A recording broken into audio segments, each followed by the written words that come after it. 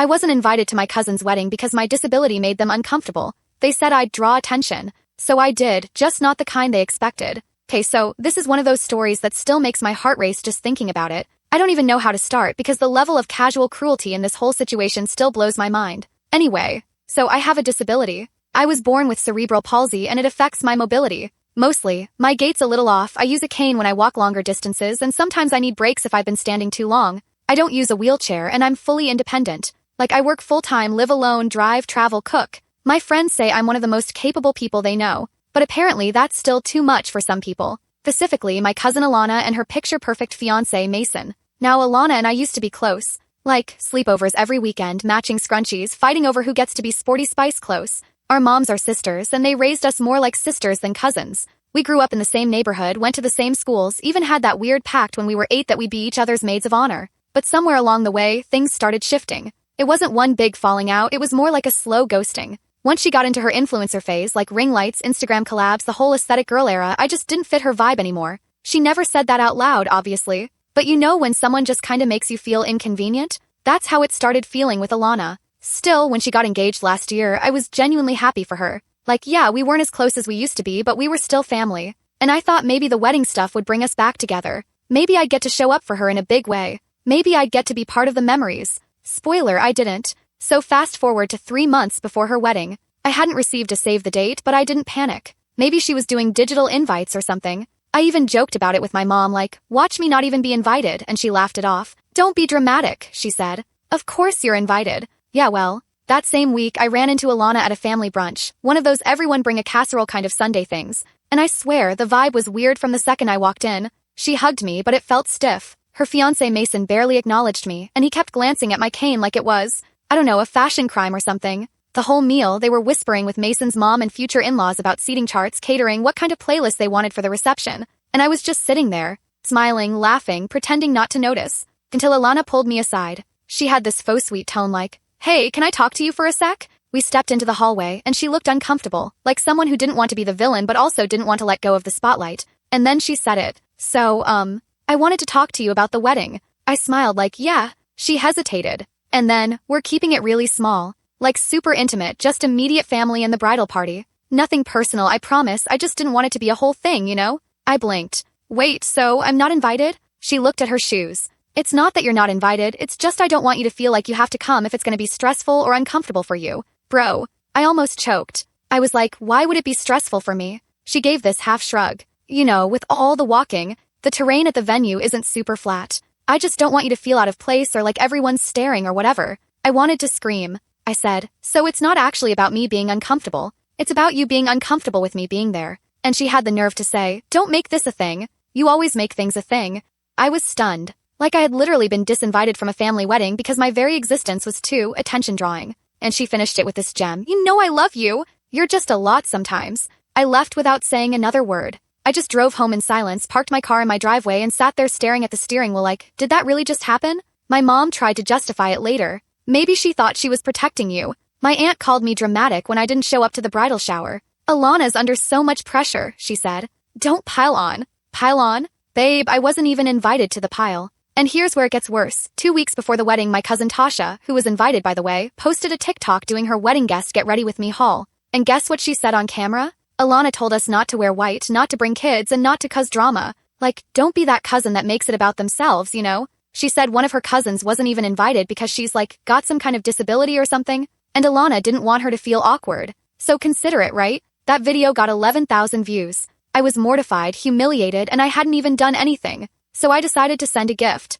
A gift they'll never forget. Okay, so after that nightmare brunch and the TikTok humiliation heard round the extended family group chat, I honestly wanted to disappear. Like, fully emotionally log out. I didn't even want revenge at first. I just wanted the earth to swallow me up so I wouldn't have to keep hearing people say things like, she didn't mean it like that. You know how brides get. You're making this about you again. Oh, because apparently being the person literally excluded and humiliated makes me the problem. Cute. So I did what anyone would do in that kind of mental spiral. I binge-watched 6 seasons of Grey's Anatomy, ordered way too much food, and avoided every single family text chain like my life depended on it. My phone? On Do Not Disturb. My sanity? Hanging by a thread. The worst part is that I still loved Alana. Like, that's the thing people don't get about these betrayals. They're not always from your enemies. Sometimes they come from the people who used to braid your hair and watch High School Musical with you until 3 a.m., the ones who made you believe you belonged, until one day they decided you were just too inconvenient. But here's what flipped the switch for me. A week before the wedding, I got a package in the mail from Crate & Barrel. It was Alana and Mason's official registry card.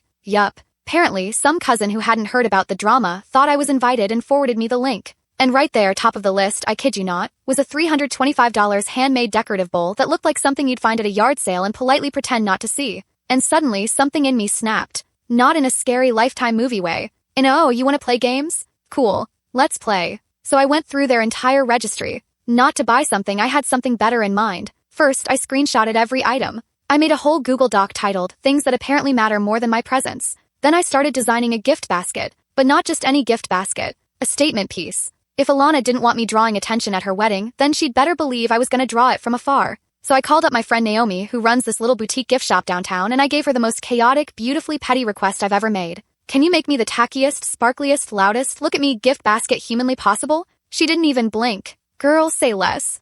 We filled it with glittery tissue paper, bedazzled wrapping, oversized bows, and just for fun, one of those battery-operated cards that plays music when you open it. Except instead of Here Comes the Bride, I made it play Fergie's Fergalicious. 'Cause why not? And right in the center, a custom-engraved wine glass. On one side, sorry I made you uncomfortable. On the other, here's to drawing attention. But wait, it gets better. Tucked inside the basket, underneath the rhinestone confetti and the fake rose petals, was a folded printout. Black and white, simple font, minimal design. It read, You said my presence would be too much, so I sent something in my place. I hope this doesn't draw too much attention. We shipped it straight to the venue, scheduled for arrival the morning of the wedding. Naomi handled the label. I even splurged on overnight express delivery just to make sure it got there on time. And y'all, when I tell you I have no regrets, the next 48 hours were wild. I didn't hear anything directly from Alana, of course not, but my cousin Jasmine, who, bless her messy heart, is the family's unofficial tea spiller, FaceTimed me from the reception bathroom. Girl, she whispered, mascara smudged, half laughing, half panicking.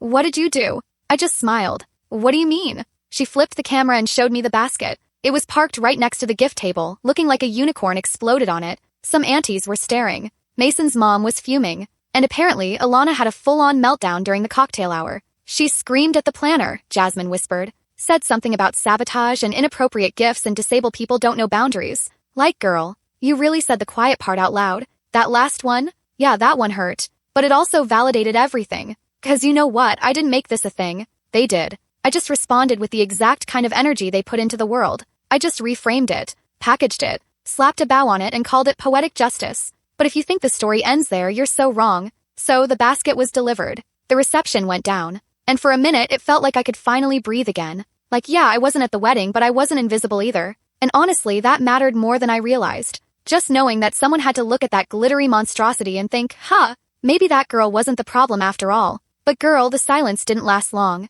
'Cause by the next morning, my phone was lighting up like it had been plugged into chaos itself. Texts, missed calls, Facebook messages. Even an email from Mason's aunt, who I didn't even know had my address. And the theme of the day. Why would you do this? You're ruining her moment. This was supposed to be a classy event. Oh, but here's the kicker. The same people who had nothing to say when I was excluded, humiliated, and talked about like some kind of pity case, suddenly had so much concern for decorum and keeping the peace. I screenshotted everything. Like, sorry, Aunt Cheryl. Where was this energy when your daughter called me attention drawing in front of 11,000 TikTok users? And Mason? Oh, he finally decided to speak up. He sent me this long, passive-aggressive DM on Instagram, which I'll paraphrase because I deleted it 5 seconds later. Hey, I know you probably meant well, but the gift kind of blindsided everyone. Alana's mom was really upset, and we had to take the basket off the table during dinner because it was making people uncomfortable. I just think you could have chosen a more mature way to express your feelings. You're better than that. Let me repeat. The basket was making people uncomfortable. Bro, that's the point. That was literally the whole point. I didn't respond. I didn't need to. Of course, people don't like it when you stop playing the role they've assigned to you. So the next family gathering? You guessed it, even Messier. It was my aunt's birthday. Not Alana's mom, my mom's sister. She's a sweetheart, doesn't get involved in drama, stays in her own lane. So I figured I'd go show face, keep it chill. That lasted about 30 seconds. Because the second I walked into her backyard, Alana froze mid-laugh like she'd seen a ghost. She was holding a glass of champagne and wearing a designer jumpsuit like she was being filmed for a Zara ad. And Mason was standing next to the grill, tongs in hand, looking like he wanted to throw himself into the coals. I nodded politely, went straight to my aunt, and handed her a small gift bag with a candle and a handwritten card. But oh no, Alana wasn't about to let it go. 5 minutes in, she pulled me aside behind the patio. She didn't even try to hide her tone. What the F was that basket? I tilted my head. A gift? Didn't you say I shouldn't come to the wedding so I didn't draw attention? I was just following instructions. She actually scoffed. You think you're so clever, don't you? No, I said. But I do think I deserve better than to be erased just because my legs don't work the way yours do. And this girl had the audacity to roll her eyes. God, why do you always make everything about you? It was my day. I was like, babe, I wasn't even there. That was your choice. And guess what? You still managed to make me the villain.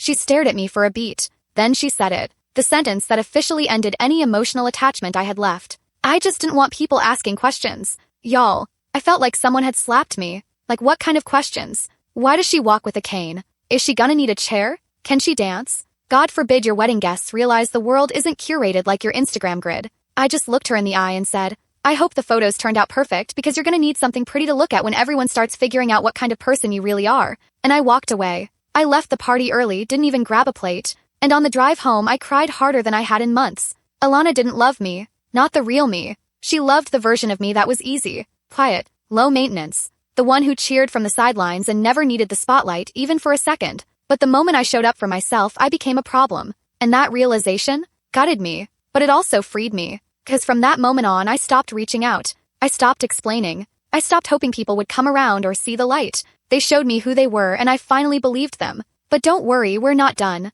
'Cause you know how the universe has a funny way of circling back? Yeah, there's a twist. And it hit exactly 3 months later, on their honeymoon. Okay, so fast forward 3 months. The wedding was long over, the dress was dry cleaned. The overly filtered Instagram photos were posted. You know the kind, her standing in a vineyard with some quote like forever starts now or best day ever with 15 white heart emojis and exactly 0 wheelchair accessible ramps in sight. And me, I was living my best little peace and quiet life. I'd blocked Alana and Mason on everything. I even started going to this women's support group my coworker recommended just to talk stuff out, and honestly, it was helping. Like I was still hurt. But for the first time in a while, I wasn't walking around with this giant pressure in my chest. Until one Tuesday afternoon, I got a text from Jasmine, my unofficial family tea correspondent. Jasmine, 2:14 p.m. Girl, you are not gonna believe what happened in Greece. And I was like, excuse me, what? So apparently, and I say this with my whole chest, Karma packed her bags, booked a flight to Santorini, and showed up right on time. Here's what went down. Alana and Mason's dream honeymoon was a 2-week luxury vacation across the Greek islands.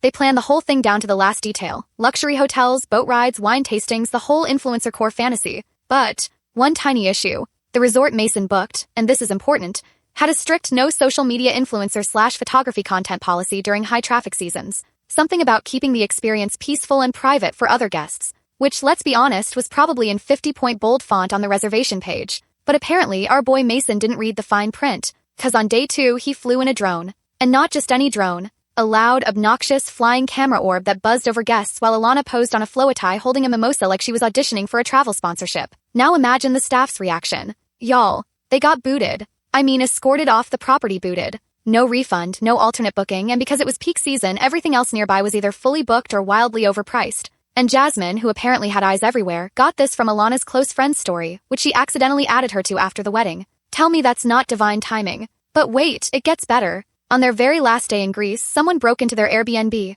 swiped Mason's laptop, one of Alana's designer bags, and plot twist incoming. The actual wedding video hard drive they were storing until they could edit it into a honeymoon recap. Gone. Vanished. Never backed up to the cloud. Just poof. Now look, I'm not saying I laughed. Okay, actually I absolutely laughed, but not in a mean, vindictive way. More like in a wow, the universe really said let me handle it kind of way. Because here's the thing, I didn't orchestrate any of it. I just stayed in my lane and the mess found them. But apparently, that didn't stop them from dragging me back into it. 'Cause 2 days after they got home, guess who shows up in my DMs? Yup. Alana. She sent this long, weirdly passive message like, hey, I know we haven't talked in a while, but I've been thinking a lot. Greece was a disaster and kind of put things into perspective. I just wish you'd come to the wedding. I miss how things used to be. Maybe we could grab coffee sometime? Girl, be for real. You disinvited me because my existence made you uncomfortable, humiliated me on TikTok, and only reached out once your honeymoon imploded like a Greek tragedy written by the Travel Channel? I stared at that message for a long time. I didn't want coffee. I didn't want to sit across from her pretending we were ever going to be the same again. So I left her on red. 'Cause sometimes silence is the loudest thing you can say. But I wasn't done healing yet because if I'm being honest, there was one more conversation I needed to have. One I'd been putting off for months. And that was with my mom. Because if we're being real, she watched it all happen. And she didn't say anything. She just faded into the background and did that quiet, I don't want to take sides thing. The thing that always sounds neutral but feels like betrayal when you're the one bleeding. And I kept waiting. I thought maybe she'd call, maybe she'd sit me down and say, "I'm sorry I didn't stand up for you." Maybe she'd admit that Alana's behavior was trash. But nope. What I got instead was a voicemail 2 weeks after the wedding that just said, "I hope you're doing okay." Nothing else. Like, girl, I am very much not okay. But I didn't say anything either. I shut down, kept my distance, answered her texts with dry yeps and thanks. And she noticed, of course she did. She's my mom. So one Sunday she popped by my apartment, knocked on my door with a grocery bag full of tea, cookies, and those dumb little lemon-scented candles she always thinks I love. I don't. They smell like furniture polish. I let her in. And at first we did that awkward small talk dance. Whether work, what show she was watching. I just kind of nodded along, not really engaging, until she paused mid-sip of her tea and said, "You've been avoiding me." I just stared at her for a second and said, "You didn't defend me." She blinked, caught off guard. Defend you? From what? And girl, that was it. That was my breaking point. I put my mug down and said, "From everything, Mom. From being disinvited. From being talked about like I'm some kind of embarrassment. From the silence that made me feel like I was crazy for being hurt." She opened her mouth, but I wasn't done. "You watched them erase me like I was some problem to solve instead of a person. And you just sat there." She looked down at her hands. Then she said the thing that almost made me throw the whole tray of cookies out the window. I didn't want to start drama. I thought it'd be easier for everyone if I stayed out of it. Easier? For who exactly? I said, easier for them? Or easier for you? She flinched. And I get it. I really do. My mom's always been the peacemaker type. Grew up in a family where conflict was swept under the rug with a smile and a pie. But this wasn't a burnt casserole or a forgotten birthday. This was me being made to feel like my disability made me unworthy of basic human inclusion. And she let it happen. I said, "You always taught me to stand up for what's right. So where were you when I needed you to do the same?" She started crying. Quiet tears, the kind that come from deep shame. And it didn't make me feel better. It just made me feel tired. She whispered. I didn't know what to say. I didn't think it would get so ugly. I said, "It was already ugly the moment they decided I didn't belong." We sat there in silence for a bit, her wiping her face, me trying not to spiral. And then she said something I'll never forget. "I failed you. Not just at the wedding, but all the times I tried to protect you by not making waves. I thought I was helping, but I was just making you smaller." And that cracked something open in me. 'Cause yeah, I was still angry. But I also saw her. Like really saw her, scared, ashamed, human. And maybe, finally, ready to do better. So I nodded. "Thank you for saying that." She reached for my hand. "I want to do better if you'll let me." That conversation, it mattered. It was the first time someone in my family acknowledged what happened out loud. And it gave me just enough peace to keep going. But don't get too comfortable, because the next time the whole family got together, someone else decided to speak up. And she was not ready for the smoke she stirred up. So I thought the worst of it was behind me. I really did. I had the conversation with my mom. I was starting to heal. I'd even begun reconnecting with people outside the family, friends, coworkers, people who actually made me feel like a whole person and not some side character they had to tiptoe around. But of course, my family wasn't gonna let things end quietly. 'Cause 3 weeks after that talk with my mom, we had this big get-together for my grandfather's 75th birthday. One of those everyone shows up whether they want to or not kind of things. Full buffet, folding chairs, sheet cake, awkward hugs. And listen, I almost didn't go. But my mom called and said, "He's been asking about you. You'd really make his day." And my grandpa? That man has never once made me feel like a burden. Calls me his firecracker. Always told me I had more backbone than the rest of the family combined. So I went. For him. I showed up in a black jumpsuit, cane in one hand, a homemade peach cobbler in the other. Ready to be chill. And for the first hour or so it was fine. A little awkward, but fine. People made polite conversation. Some gave me those weird half-smiles like they didn't know where we stood. And then came her, Alana, waltzing in late with Mason like they were entering the Met Gala and not a backyard potluck next to a kiddie pool. She had this giant tote bag over one arm and sunglasses perched on her head, even though the sun was gone. Dramatic as always. And the second she saw me, oh babe, the energy shifted. She didn't say anything. Just narrowed her eyes, gave me that tight smile. You know, the one that says, "I'm pretending we're fine, but I'm secretly hoping you trip on your way to the bathroom." Yeah, that one. I ignored her, kept helping my grandpa slice cake, chatting with Jasmine, staying in my little lane, until someone brought up the wedding. Some distant cousin was asking Mason about the venue, and suddenly, boom, we were back on that topic. Mason, being the clueless golden retriever that he is, started rambling about the drama they had to deal with behind the scenes. And then Alana, oh this girl, said, "Honestly, the whole thing taught us who was really supportive and who just wanted attention." And then she glanced at me. Loud enough for everyone to hear, subtle enough to give herself wiggle room. And that's when Jasmine stood up. Not metaphorically, I mean she literally stood up from her folding chair, full plate of barbecue in hand, and said, "You're not saying it, so I will." The backyard froze. Jasmine looked right at Alana, then scanned the crowd. "You disinvited her because you were embarrassed by her disability. You called her too much and said she'd draw attention. And then you had the audacity to act like you were the victim when she sent a gift instead of showing up to be humiliated again." Alana's face turned a full shade of offended beige.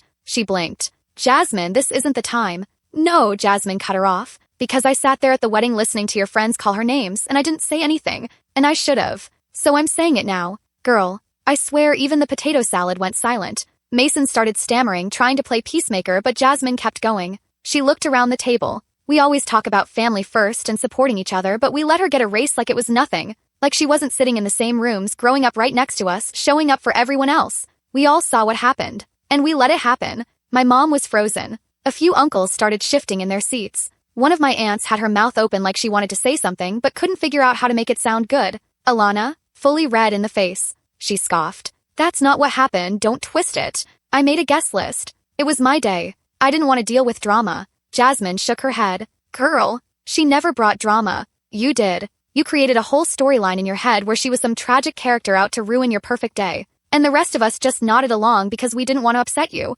Alana's voice cracked. You don't know what it's like to plan a wedding. Jasmine leaned forward. No, but I know what it's like to watch someone you love pretend that a family member doesn't exist because they walk differently. And then she turned to me. I'm sorry, I should have said something sooner. And I swear in that moment my heart almost burst. Because I didn't expect an apology, let alone someone who could have just stayed quiet and kept sipping her lemonade. I nodded. Thank you. Then I stood up too. And I said, I didn't come here to rehash this. I came for Grandpa. But since we're here, I'll just say this. I'm done fighting to belong somewhere that keeps pushing me out. So if you don't want me at your weddings, your brunches, your fake little photo ops, cool. But don't expect me to keep pretending we're family in public while you erase me in private. And with that, I grabbed my purse and left. But we're not quite at the end because after that backyard blow-up, something unexpected happened. So after the whole Jasmine mic drop situation in my grandpa's backyard, I kind of expected the dust to finally settle. Or at least for people to be done pretending this was something they could tiptoe around. I went home that night, kicked off my shoes, took the deepest breath of my life, and made a promise to myself. No more explaining, no more justifying, no more waiting for people to come around. If they saw me, great. If not, their loss. And for a week or two, it felt like peace. I was good. Until one Saturday morning, someone knocked on my door. And standing there, in joggers and a zip-up hoodie, holding a grocery store bouquet like we were in a rom-com that forgot how to end, it was Mason. Yup. I literally stood there for 5 full seconds trying to compute. Like, was this man lost? Did Google Maps betray him? Did he mistake my apartment for the gym? Hi, he said, looking nervous. Can I talk to you? I didn't answer, I just stared. He kind of held the flowers up awkwardly. These are for you. I blinked. You brought me carnations. He looked down. They were the only ones that looked, not tired. Bro. I almost shut the door. Almost. But something in his face stopped me. I don't know what it was, guilt maybe. Or just the fact that I hadn't seen anyone in this entire mess actually try to own their part, outside of Jasmine and my mom. So I stepped aside and let him in. He stood in the middle of my living room like it was a courtroom. Didn't sit. Just kept fidgeting with the cuff of his sleeve. I've been meaning to talk to you since Greece, he said, but I didn't know how. I raised an eyebrow. You sent me a DM telling me I was immature. He winced. Yeah, that was a bad move. No kidding. He took a deep breath and finally looked me in the eye. I messed up. We both did, Alana and I, but me especially. I should have said something when she disinvited you. I should have told her that was wrong, but instead I just went along with it. And when you sent that basket, I got defensive because I knew it hit a nerve. 'Cause it was true. We treated you like a prop we didn't want in the photos. I wasn't expecting that level of honesty. Not from him. He kept going. I'm not trying to make excuses, but I grew up around people who always made disability something we whispered about. Like if someone had a limp or a wheelchair or anything visible, it was like, don't stare, don't talk about it, just move on. Like they weren't really part of the room. That hit me harder than I thought it would. 'Cause yeah, that's how it felt. Like I'd been physically present my whole life, at dinners, at parties, at holidays, but never fully included. And now here was Mason, of all people, saying the quiet part out loud. I asked, so why are you here now? He exhaled slowly. Because after Jasmine spoke up, I started thinking. And then Alana and I got into this huge fight. I told her what she did was cruel, that she owed you a real apology. She said I was choosing you over her. I said I was choosing what's right. I blinked. Wait. Are you saying? He nodded. I moved out. Girl, I actually sat down for that part. You and Alana broke up? I asked. We're on a break, he said, doing air quotes. Which, knowing her, probably means posting single girl thirst traps and waiting for me to come crawling back. Oops. He laughed bitterly. But honestly, if she can't admit what she did, if she still thinks she was the victim in all this, I don't think I want to go back. I was speechless. He didn't just say sorry. He thought about it, he sat with it, he showed up. And that meant more than I expected. I stood up and walked to the door. I don't need flowers, Mason, I said quietly. I needed someone to see what happened and say it wasn't okay. He nodded. I see it now. Then he added, for what it's worth, your basket was iconic. My mom still brings it up with PTSD in her voice. I laughed. I didn't mean to, it just came out. And in that tiny moment, with all the weirdness and heaviness floating around us, it felt okay. We weren't besties. I wasn't gonna go to brunch with him, but for the first time in this whole mess, I didn't feel like I was screaming into a void. He left without asking for anything. And I'll take that. But before we wrap this all up, there's one more moment you need to hear. Because remember that wedding video hard drive that got stolen in Greece? Yeah, it turns out it didn't disappear. Found its way back to me. A week after Mason showed up at my door, I got a random DM from a girl named Kelsey. The name didn't ring a bell at first. I thought it was spam. But then I opened the message. Hi, I'm really sorry to bother you, but I think this belongs to you. Or maybe not belongs, but you'll understand when you see it. Please don't block me, I just couldn't sit on it anymore. Attached was a WeTransfer link with this file. I stared at it for a full minute. Then I realized the date, August 5th, Alana's wedding. So yeah, I clicked. And when I tell you what I saw, babe, the audacity was captured in 4K. The file opened with typical wedding stuff. B-roll of the venue, shots of the decor, people clinking glasses and doing that weird laugh smile thing at the camera. It was clearly footage the videographer was going to cut into something glossy and romantic. But then, around the 6-minute mark, things took a turn. It was a side-angle shot, behind the scenes during cocktail hour. The kind of footage that probably wasn't meant to be kept, but the camera had been left recording on a tripod near the guest lounge. And there, plain as day, was Alana, standing in her dress, surrounded by her bridesmaids, talking about me. First it was small stuff, little digs. I just didn't want the cane in the photos, you know? Like the aesthetic wouldn't match. Girl, the aesthetic? Another bridesmaid chimed in. Honestly, you were smart to not invite her. Some people just take the vibe down. Alana laughed. Yeah, and then she sent that basket? Like, okay, main character energy. You're welcome for the storyline, I guess. She mimed opening the card. Sorry I made you uncomfortable? Then rolled her eyes and added, if you were really sorry, you wouldn't exist. Y'all, I had to pause the video and just sit there. Like, did she actually say that out loud? But wait, it actually gets worse. One of the bridesmaids asked, do you think anyone's gonna call her out for not being there? And Alana goes, please. My family knows better than to defend her. Everyone's always coddled her.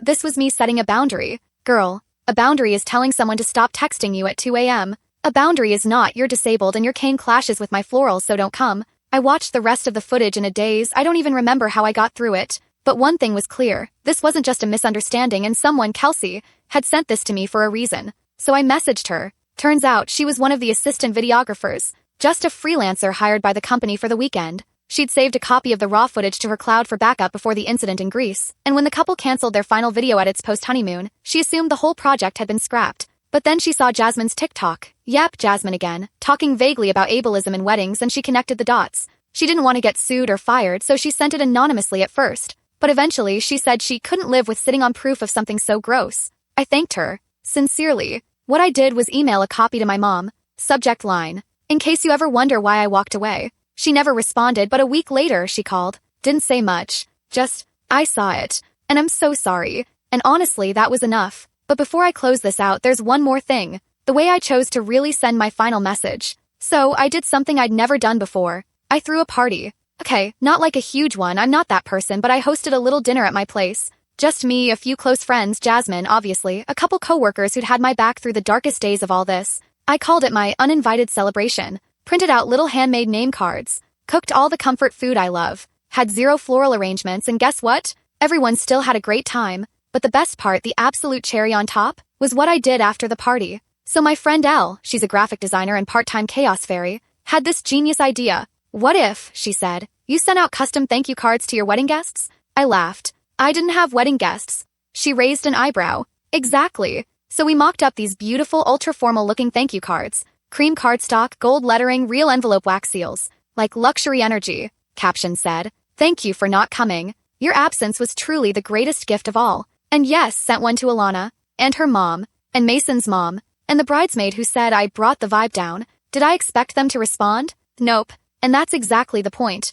Because this wasn't for them. It was for me. And it worked. A month later, I took myself on a solo trip to Spain. Sat in the sun with no one watching me limp to the shoreline. Wrote in my journal every night. Read books with no characters trying to crop people out of their lives for clout. And for the first time in a long time I felt whole. Just me. Existing. Thanks for listening guys, and subscribe to the channel if you liked the story. Peace out.